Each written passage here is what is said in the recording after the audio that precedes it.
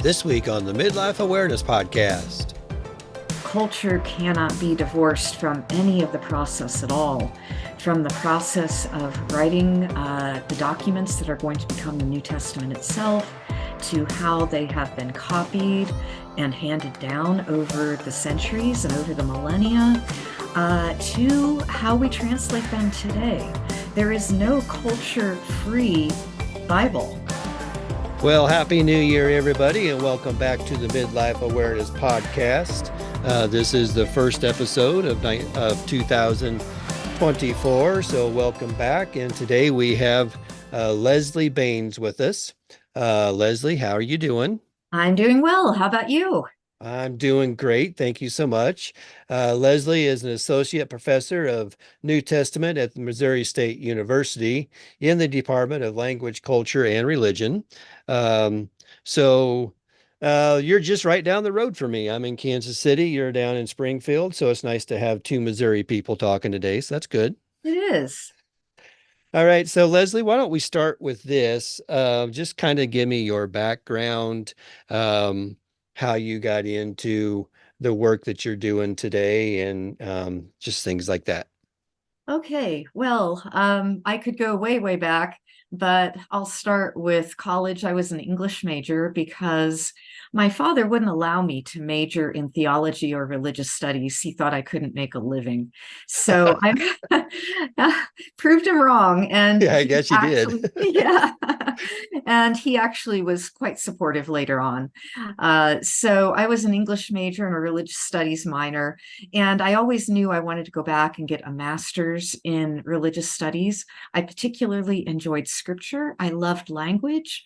And for my language as an undergrad, I took classical Greek and I really fell in love with Greek and I love the scriptures. So when I decided to do a PhD, I decided to do it in biblical studies, and I got a PhD at the University of Notre Dame. They call their biblical studies program Christianity and Judaism in Antiquity. Because even though I focused on the New Testament, everybody there, not just me, everybody has to do kind of a broad range of scripture, starting with the Hebrew scriptures, intertestamental, New Testament a little bit later. So as I finished that degree, I got a job at Missouri State University, lucky enough that a really nice position opened up there, and I've been there ever since. So it was basically your love of language that got you into this business? I think it was. I really love language in all of its forms, whether it's foreign to us, like classical Greek or ancient Hebrew, or it is much more familiar to us, like the English that we work with. As an English major, I really enjoyed poetry. And when I read a book, to me, a book is good if it has beautiful language. This has been an interesting area for me. I've always been interested in biblical translations, how they get to, the different translations. There's all different kinds of interpretations. There's all different kinds of Bibles out there. Um, so it is interesting. I'm glad you came aboard today because it's interesting to talk about how they come up with a lot of the information. Um, so one of the areas that I've been interested in is whereabouts did a lot of the scripture come from? Is there a certain time period? Is there a certain area? Are they all coming from the same source, basically? Or how does that come about? When you say scripture, are you talking about where and when it was written, or are you talking about the manuscripts that we have today? So let's go with the manuscripts first. Okay. Well, that is a long and complicated question, depending on what time frame you're talking about.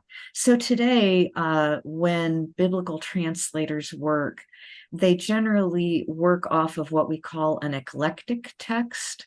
There are a couple of different versions of it, but basically it's formed by groups of textual critics who look at all of the ancient manuscripts of whatever it is that they're working on. So, for instance, if it's a New Testament thing, which is what I'm much more familiar with than the Mhm. Hebrew scriptures, they'll look at all of the manuscripts of the Greek New Testament that they can find. They'll look at old ones, they'll look at what are considered the best ones, and then they get together in a group and they try to decide of these manuscripts which are the ones that are most likely to best reflect what the author wrote. And then after they argue that out, they collate it together into this one New Testament hardcover book. And many people, when they make translations of the New Testament today, regardless of what modern language they're working with, they work with this Greek text, the eclectic text. Okay, well, that sounds good. One of my very first authors I had on this podcast was John Dominic Crossan, and he said if you can get all these people in the same room to agree on something, he says it's almost a miracle. So, It's very, very true. Yes. I was a member of the team that did a revised edition of the New American Bible. And our team would get together. We had 4 or 5 biblical scholars plus a secretary, and we would argue for hours. I'm exaggerating. We would sometimes argue for 10 or 15 minutes over the translation of a preposition. For example, should it be in or by? oh wow. Yes. But in itself, though, something like that doesn't it could have a potential of changing the whole meaning, don't you think? Sometimes it can. Because that's one of the things I want to touch on too a little bit later on is um, the differences from like some of the original texts and where we are today as far as rewriting the text and how does it lose its meaning and stuff like that. So the Dead Sea Scrolls, I've often wondered about this. Are these our earliest versions of the scripture? They're our earliest versions of most of the Hebrew scriptures. Okay. And so you're talking New or Old Testament on that. Old Testament Hebrew scriptures, I'm using them synonymously. Okay. So when we're talking about the New Testament, we're talking about they come from Greek back form. How does culture play in a role when they're considering this to translate the scriptures? Culture, it's absolute. Culture cannot be divorced from any of the process at all, from the process of writing the documents that are going to become the New Testament itself, to how they have been copied and handed down over the centuries and over the millennia, to how we translate them today. There is no culture-free Bible. It is completely permeated by culture. So we're strictly dependent then on whatever we believe their culture was at the time that we were writing these, right? I would agree with that very much. Yes. So that brings me into the interpretation then. So there, when you're dealing with uh, writing scripture that was around 2000 years ago, that brings into each person has a different interpretation on what he or she believes was going on. So how do you work through the interpretation process when you're trying to come through with scripture? Okay. When do you mean translating it from Yeah, Greek, say, into English? yeah. Wow. Again, we just accept that culture is absolutely inextricable from any human being. And the Bible was written by human beings, regardless of what you believe about inspiration of scripture. and it's being interpreted and translated by human beings who are also completely embedded in their own cultures. Today, by today, I mean end of 20th century up to the present, more and more biblical scholars are recognizing and acknowledging the fact that they are products of a particular culture and no one is culture free. It seems like in the past, say from the period of the Enlightenment forward, I'll just stick with that. There are some scholars who seem to think that they had kind of a God's eye view and that their interpretations were the correct interpretations. And they were so wise that they somehow were exempt from any kind of cultural impact. But now, with more knowledge of how every single person in the world is impacted by so many different cultural factors, right down to, being a man or a woman in some respects, being in a particular time, being born in a particular place, all of it impacts how individual human beings see things. So, as biblical scholars, we've become much more open and adept in acknowledging all of those factors and saying, for example, here I am, a woman in 21st century America with this particular background in Christianity and with this particular background of people that I've studied with and things that I've read. When I read scripture, when I say read the Greek of this scripture and try to translate it into English, these are the factors that may be working on me. You brought up the subject about women. It used to be for a really long time that, women were not part of the translation process. When did that about to change? And I guess where has the influence been with, is it a big influence with women now part of the scripture process? It certainly is. I have not done big studies into like when it changed, but I can bring up one example of one very influential individual woman, and that would be George Eliot. And of course, you notice that she has a man's name, George. This was the pseudonym she chose. Her birth name was Marianne Evans. George Eliot is most famous for having written the books Middlemarch and Silas Marner and a couple of others. She was an English Victorian novelist for the most part. But when she was a young woman, and I'm going to say that this was in the 1840s, may have been 1850s, I would have to check on it. She got hold of the copy of Strauss's a book by Strauss on the life of Jesus. And she is the one who translated it from German into English. Oh, wow. And to the best of my knowledge, golly,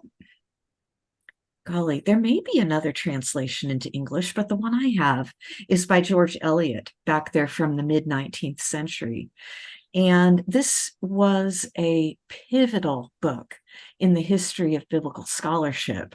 And it came to the attention of people who only spoke English in the English speaking world through the intellect and through the interpretation and translation of a relatively, at that time, unknown young woman.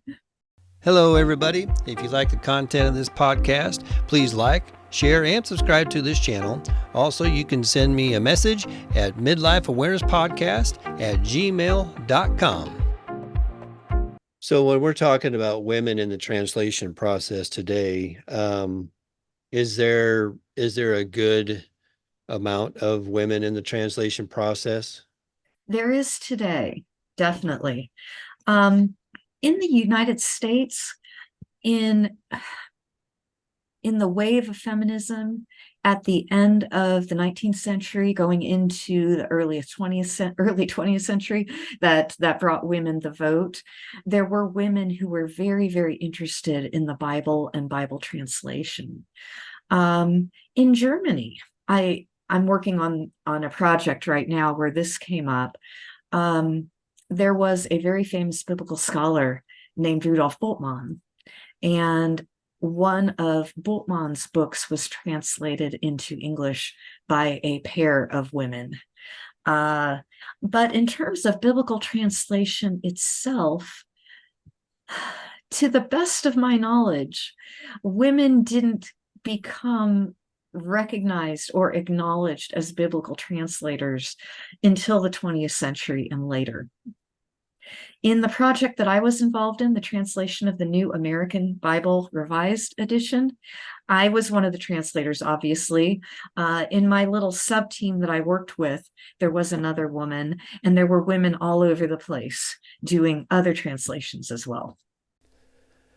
One other question that I had in regards to culture, as we were just discussing, is it difficult to go through the translation process knowing that many of the cultures that we get our scriptures from come from a patriarchal background? You bring a different perspective to it, and how hard is that to work through? Um, in terms of patriarchal culture, Yeah. yeah, it can be really hard depending on what you're looking at. Um, it can start very, very simply with words that are in Greek and many other different languages. In the plural can mean both male and female. So, for instance, one example that might be easier for people to grab, a lot of people speak Spanish, right? There's the Mhm. word hermanos, which technically means brothers because it's got a male plural ending. But working as a collective, it can also mean brothers and sisters together as a group. And in both Hebrew and in Greek, the same thing holds true. The Hebrew word for brothers and the Greek word for brothers, it doesn't have to be just completely restricted to male people. It can encompass everything. So that's a really nuts and bolts fundamental issue to work through right there. And a number of decades ago, if I'm remembering correctly, it was considered pretty controversial to take the words in Hebrew and Greek that had always been translated as brothers and to make them into brothers and sisters. Now, at least in the circles that I move in, it's not controversial at all. One of the things that I'm interested in a lot of times is examples of where there's mistranslations. So can you give us some good examples on where you feel um, in today's Bibles or scripture or whatever, how they were mistranslated from the original? Sure. I can start with one that comes right at the beginning of the Bible, and we've got a good segue here since we Yeah. were just talking about men and women and patriarchy and stuff like that. So let's start right away in Genesis chapter 2 when God makes the first human being. You're smiling. You must know Yep. what I'm about to say I here. know where you're going with this one. Okay, so notice the word that I used here. God didn't make the first man, God made the first human being. And here again, I can connect it with what I said before. In times past, in the last couple of generations, and I'm old enough that I remember when this was very acceptable and I never questioned it. You have the translation brothers, and it means brothers and sisters, but nobody made any noise about it because they just didn't. The same thing for the generic word man. So you say mankind, and people just accepted, well, that means all of humanity, right? And then the feminist wave of the 60s and later comes along And women start pushing back against that a little bit and saying, why should the word man stand for all humans? So I know that even my students, freshmen who were born after September 11th of 2001, which is kind of hard to believe, Mhm. most of my students are still really comfortable with the idea of the word man generically standing for human beings in general. And some of them even get offended when I say that they will be perhaps thought less of when they apply for jobs or when they try to apply for master's programs. If they use the word man in a generic way to apply to all human beings. So I guess even though in my communities, no one would even dream of using man as a generic word, it's still pretty common Right. in the general population today. But getting back to Genesis 2 then. So um, God creates the first human being, and in Hebrew, there's a different word for human being than there is for male. The word for human being that is used for male or female is Adam, Adam. And of course, everybody knows that God created the first human being whose name was Adam, right? Right. Right. Not Yeah, quite, not right? quite. Not quite. If we want to put it into English sorts of formats, we have Adam with a capital A, which is a man's name. We call that a proper noun. It's a name for a particular person. And then there is Adam with a lowercase a, which would be just your general human being in Hebrew. Now, I'm saying this is in English because Hebrew doesn't have capital and lowercase letters. So I'm making an analogy here that English readers and speakers can relate to, but it actually doesn't take place in Hebrew. Just want to make that clear. So when God creates the first human being, the Adam, and I'm putting the emphasis on the last syllable because that's how it's pronounced in Hebrew, plus it helps to differentiate it. When I say Adam in English, I'm talking about a proper name. When I say Adam, I'm talking about the Hebrew that means human being, right? So Right. so Right. that people can kind of keep this straight as they're listening to it. So God makes the first human being, the Adam. And what is really interesting here is that the second and third chapters of Genesis are full of puns in Hebrew. We all know what a pun is, right? It's a Right. wordplay. And the thing that God does is he creates the Adam, the human being, out of the earth. And in Hebrew, the word earth is Adamah. Hmm. Yeah. So this is a pun. God creates the Adam out of the Adamah. You could phrase it, God created the earthling out of the earth, which is pretty fun. Yeah. I've Yeah. also heard people say God creates the human out of the humus. I don't like that one as well because humus is not a very commonly known word for earth, right? Right. Right. Yeah. No, the Earthling one is good. I That like was the good. earthling, even though it does give alien kind of Well, connotations, that's right? where I was going with it. Yeah. Yeah. So, um, when God creates the Adam is a human being. So back to the question that you asked. Um, when English translations translate God created the man, we've got a problem here. It is a man if you take the man in the generic sense as human being. But most people wouldn't take it like that, right? They would create it, they would think of it as a man who is a male human being. And that's not the word that's being used in the Hebrew. Adam can be a female human being too. Right. Right. Right. So it's a very common translation. I wish it were not. And someone might argue with me here and say, well, okay, so God creates this human being. I'm with you there. But what about later? You know, the story has to continue. So God brings all of these animals to the Adam to find a companion for the Adam. And none of them work, right? None Mhm. of them are fit companions for the Adam. As I tell my students, you may love your dog an awful lot, but he's not a very good conversationalist. Right. So then God puts the Adam into a sleep.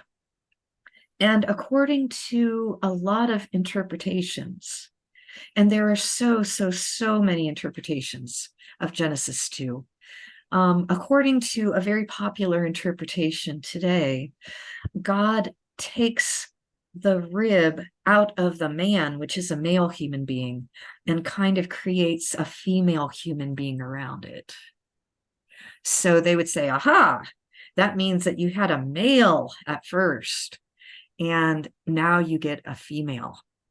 In fact, in a lot of Jewish interpretation, that isn't how the Jews who read the Hebrew saw it. They saw, because they knew Hebrew, that Adam didn't mean that it was a male human being.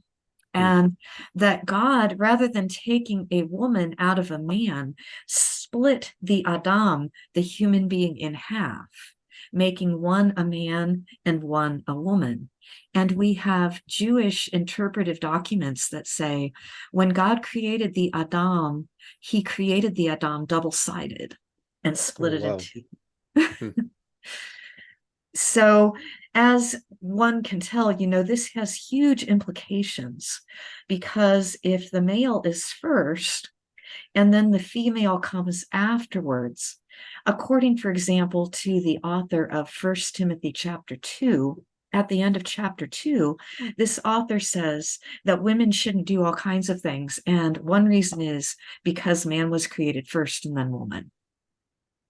So, this is we started out with something very simple right at the beginning of the Bible, but it's had huge implications over time. Just the translation and interpretation and understanding of that one simple common Hebrew word, Adam. I knew some of the background to that story. But it is, I mean, it gets back to what we were saying earlier. I mean, you change one word in something and then it's just like it takes a different meaning over and over again. So I knew that there was that one. Is there anything else prevalent that you can think of as far as the translations? Okay, well, I was in First Timothy 2. I'll Right. go with that, even though it's pretty complicated. And there's another one that I'd rather do if there's time to talk about the other one after Yeah, this. we sure But can. there's a good transition here since I just talked about the end of First Timothy chapter 2. In First Timothy chapter 2, verse 12, the author says that a woman is not allowed to have authority over a man. That is how it is translated in many English translations. The Greek word, however, doesn't mean to have authority over. It means to do violence against. Hmm. And that is really shocking. Yeah. Yeah. So the whole passage, when I say the whole passage, I mean that those last few lines of First Timothy chapter 2 is just a mess. In fact, I did my master's thesis on the interpretation of the character of Eve, and I ended up in First Timothy chapter 2 in these verses right here. So it's just awful how much weight some Christian figures will put on those last few verses of First Timothy chapter 2 when it is much more complicated in terms of translation, interpretation, and so on and so forth. So what was the next one that you were going to talk about? The other one that I would love to see a different translation for is in John chapter 1, verse 1, which is most commonly translated, "In the beginning was the Word, and the Word was with God, and the Word was God." So the word I would like to see translated differently is actually the word word. And we can't get away from saying the word word many times here. So underneath the English word word, which is often capitalized, is the Greek word logos. And the word logos has rich and complicated meanings by the end of the first century AD, when we think that the Gospel of John was written. One thing that the word logos never means, though, is a written word. It always means, if you're speaking of it in order to translate it as word, and there are other ways to translate it, it is an oral spoken word. It is never, ever, ever anything written. So, in addition to this, by the end of the first century AD, logos had taken on lots of meanings in Greco-Roman philosophy, taken over by Jewish philosophers. And logos was understood as a divine principle who, and I notice that I say who, a divine principle who acted as an intermediary between God and humanity. And again, this was in Greco-Roman philosophy, and it was in the Judaism of the time. So when John uses the word logos, it's my contention that translating it as word is really, really misleading. And when I was working with the New American Bible Translation Committee, I was on the subgroup of what's called Johannine literature. Johannine is just an adjective that means John. So we were a group that was given the task of translating the Gospel of John, the 3 letters of John, and the book of Revelation. So we debated the translations of those for several years, getting together and working on it for years. And when we got to John 1:1, I argued that we should not use the English word word, but we should just maintain the Greek word logos. So in other words, it would read, "In the beginning was the logos, and the logos was with God, and the logos was God." But my argument did not win the day because, and this is actually a good argument, I see their point. When this translation is published and promulgated, it is going to be the translation that's read aloud from the pulpit during church services. So to have a priest, or to have the priest who is reading the gospel for that day, if it's John chapter 1, verse 1, saying, "In the beginning was the Logos, and the Logos was with God, and the Logos was God," it could potentially be really, really confusing for the people who don't know what it means. And then it would force the priest to have to devote a lot of time to explaining what it does mean. So I understand why my argument was voted down, but I still think I have a point. There is one translation of the Bible that I know that did exactly that, that used the word logos. And that is the translation of Moffat.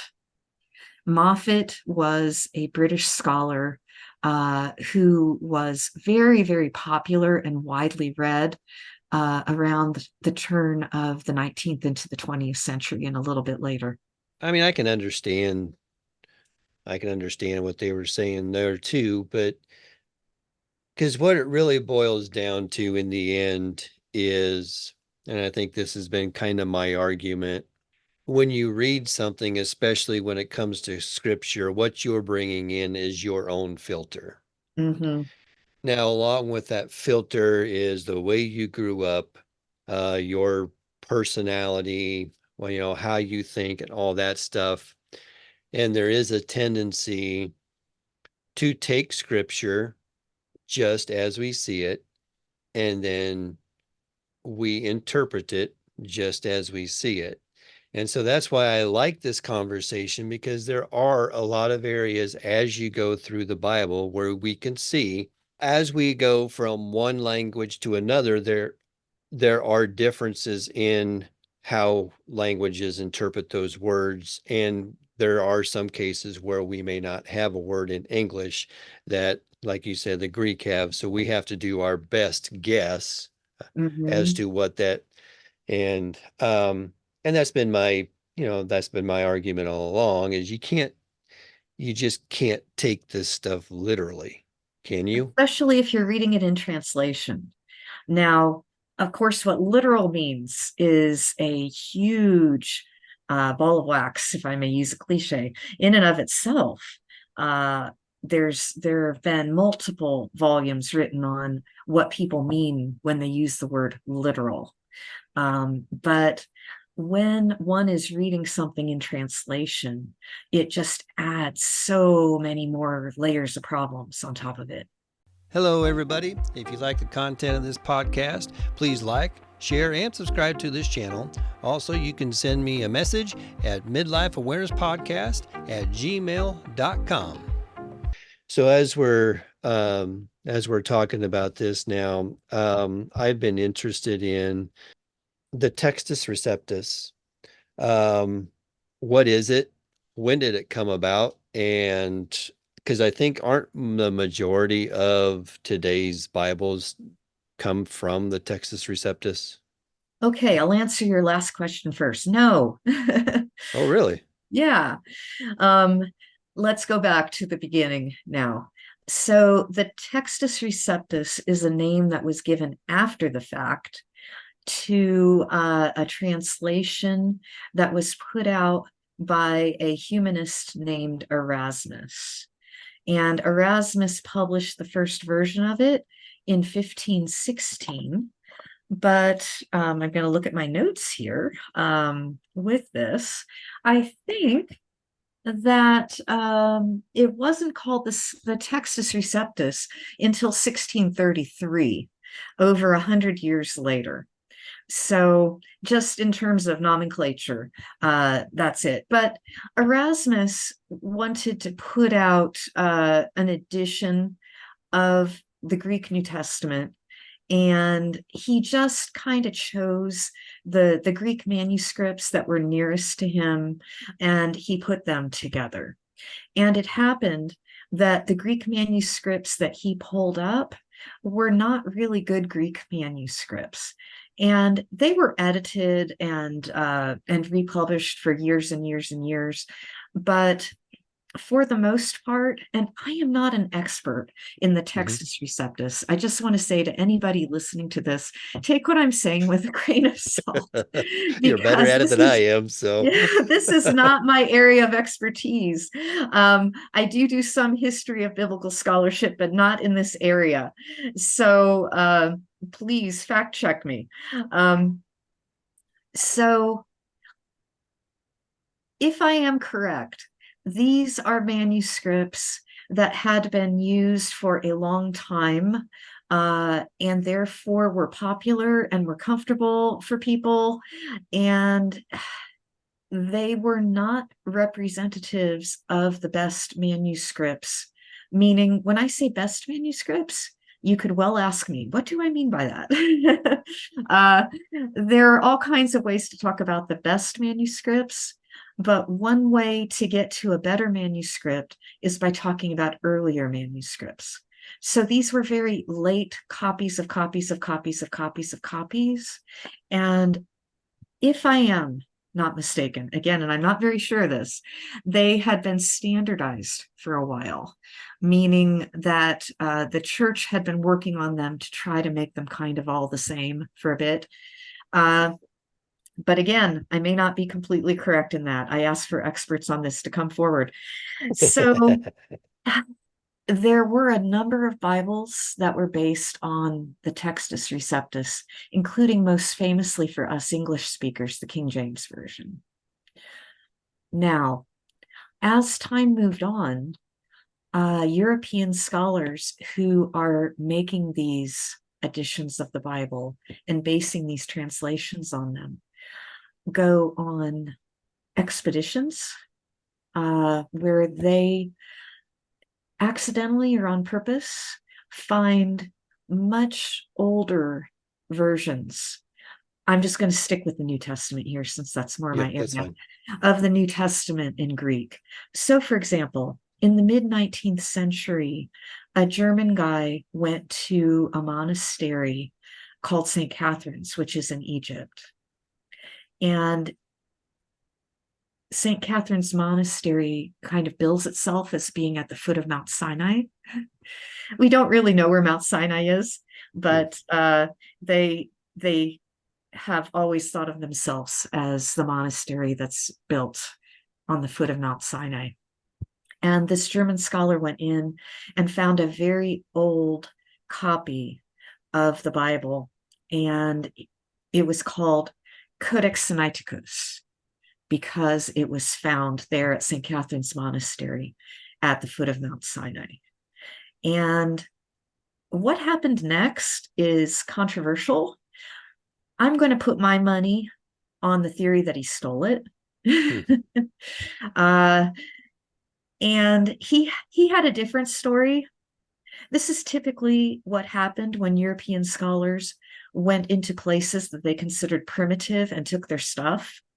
Hmm. Um, this scholar said that the monks of the monastery were tearing off pages of this ancient manuscript and using them as butter dishes. Oh, wow. But it's my opinion.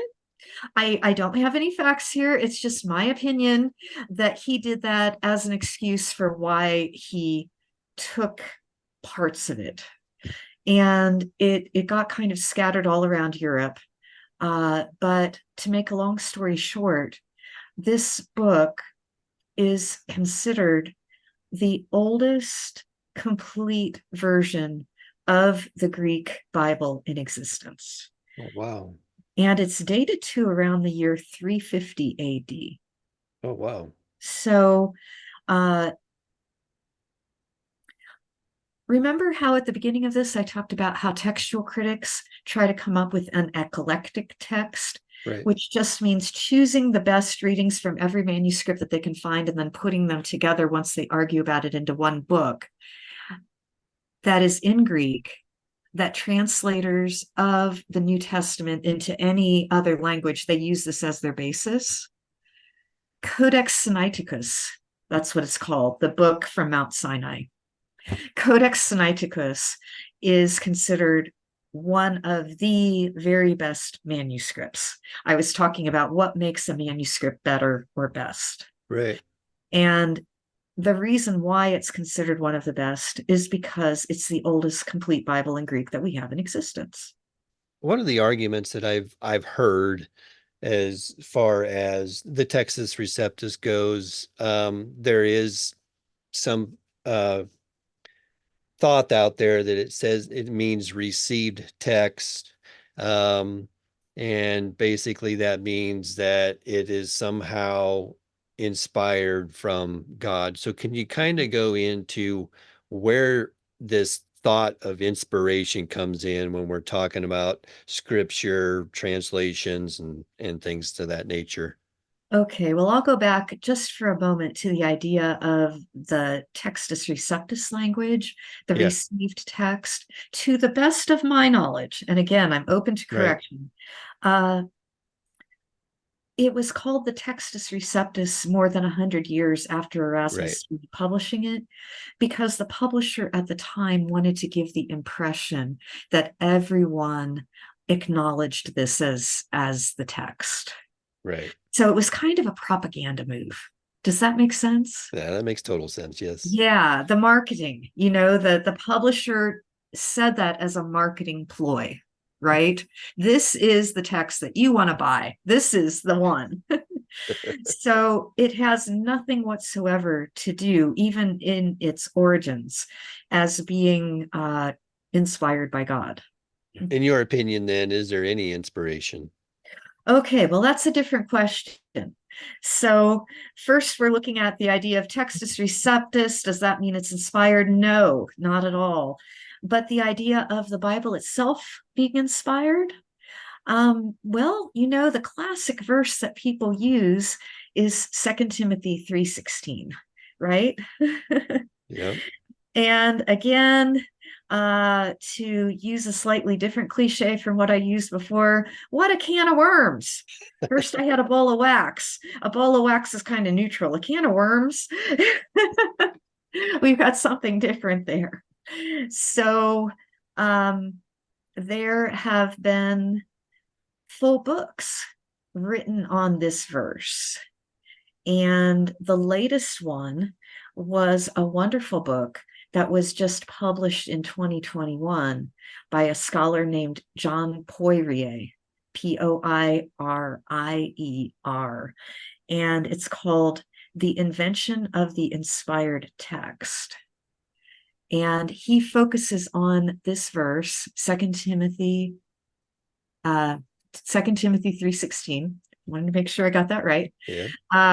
And especially the word that can be translated inspired. And here I wish I had like a whiteboard Yeah. Right. to Yeah. write on. I'll say it in Greek and then I'll spell it if people would like to know. In Greek, if I hope I'm pronouncing this well, theopneustos Oh, wow. is the word in Greek. So in English, it would be Theopneustos.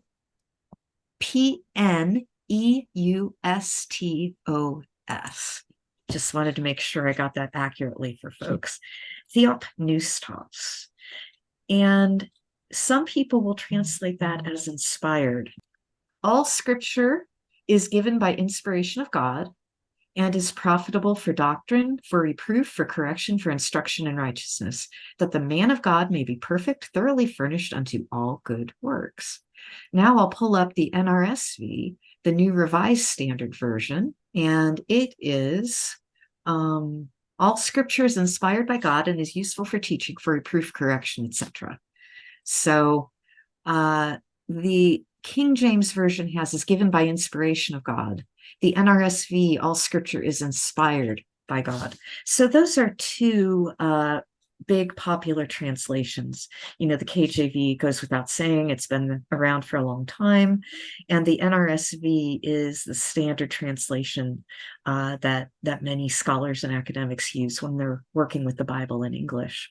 So yeah, inspired. But this book by John Poirier makes an argument that has convinced many scholars, from what I've seen, that when the word is used, it doesn't mean what we would think of inspired, but it means life-giving. Hmm. So substitute that in. All scripture is life-giving and is useful for X, Y, and Z. The problem with this word, theopneustos, is that it only appears in the Bible once, Oh, wow. only in 2 Timothy 3:16. So what a lot of people do when they try to figure out how to translate a word is they will look in the same author, in the same book, and see if it appears there and see how the author uses it in other places, right? But it not only doesn't appear again in 2 Timothy, it doesn't appear anywhere else in the body of material that is attributed to Paul or in the New Testament or at the Bible at all. So what you have to do then, if you're trying to translate a word, is you have to find it in other places. So John Poirier goes to the Greco-Roman use of the word, and he finds that it is always used to mean life-giving. Hmm. So there are a lot of issues here with the conversation around the Bible being inspired. First of all, I have so much I want to say. I kind of stuck like a bottle that has a lot of water in it and only a narrow channel to come out. Did I strike a chord? Yeah, yeah. So there's so much to say with this, and I'm looking at our time too, and I know that I need Yeah, to be succinct here. So, first of all, there is only this verse where you can use where you can find this Greek term theopneustos. And if John Poirier is right, and I think he is, it means life-giving. Uh, when you put that word in context, says all scripture is theopneustos. Well, mhm, what is scripture when the author wrote this line? When he's talking about scripture, the New Testament doesn't exist yet. right, He's talking about the Hebrew scripture. And even if you do choose to translate the word inspired, what on earth does inspired mean anyway? right, So, yeah, you've got translation problems, you've got context problems, and then you've got meaning problems. How do you know what inspired means, even if you are using the word inspired? And in fact, when people talk about the Bible being inspired, over 2,000 years, let's just say, of Christian history, many great and important figures in Christian history have understood inspired to mean very, very different things. yeah. So again, uh, there's a lot of room here for more conversation on this. Well, that's good. Thank you very much for all of that. What I want to do now is just go ahead and talk about some of the things that you're working on. Talk about any kind of way that people can get a hold of you if they want to, and just things like that. Okay. Well, my main area of expertise and scholarship is Jewish and Christian apocalyptic literature. So I am always working on material regarding that. In Jewish and apocalyptic literature, in the Christian literature, I focus the most on the book of Revelation. So I have a lot of publications on the book of Revelation. I have one book on the heavenly book motif that is published by Brill, which is a very expensive academic publisher. The books cost a ton, so the private person doesn't really buy them much. And I have a lot of articles on Revelation in its historical context and its literary context.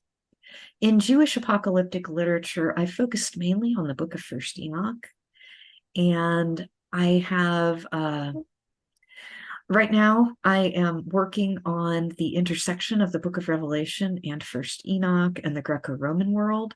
I have some articles that will be coming out with that.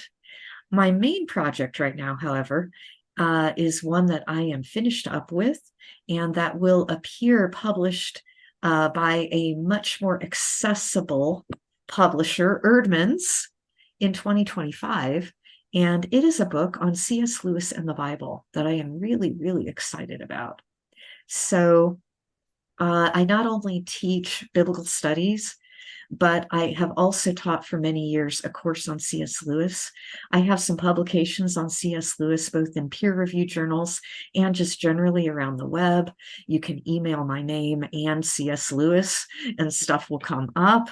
But I'm very, very excited about this book. It ended up taking a lot longer and being a lot longer than I expected that it would. And I think it will have some things in it to say that will really be interesting to people who like C.S. Lewis.